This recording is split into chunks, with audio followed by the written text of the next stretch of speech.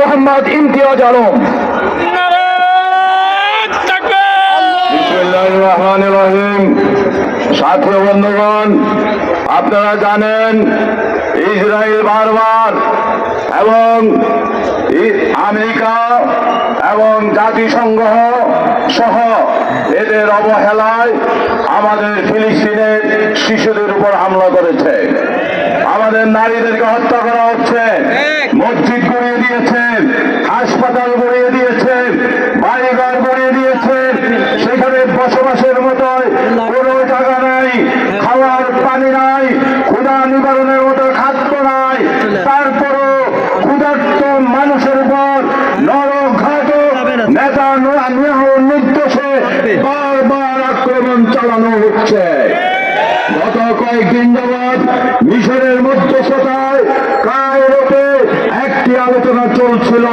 নেতানিয়াহুর সেই নরপশুর এক গোলের কারণে যুদ্ধবিরতির সেই আলোচনা বেসতে গিয়েছে।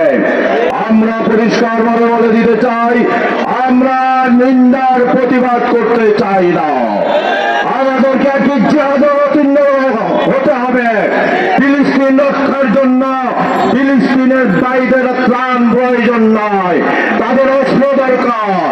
অতএব আসুন সবাই মিলে ফিলিস্তিন রক্ষার জন্য, আল আকসা রক্ষার জন্য আমাদেরকে অস্ত্র হাতে তুলে নিতে হবে।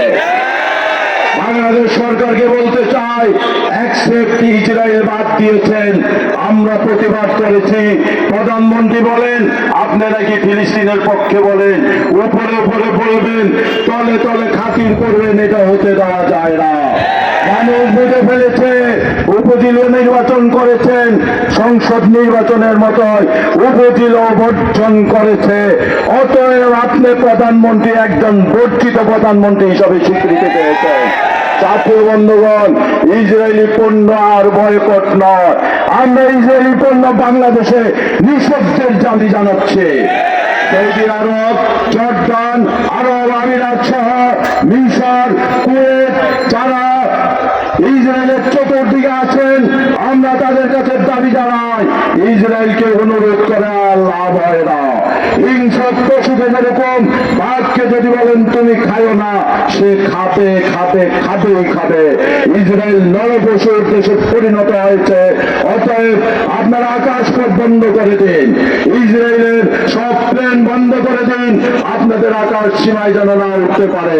তাদের পণ্যবাহী অস্ত্রবাহী সকল জাহাজ বন্ধ করে দিন, তাহলে ইসরায়েল যুদ্ধ বিরতিতে রাজি হবে, যুদ্ধ বন্ধ হবে।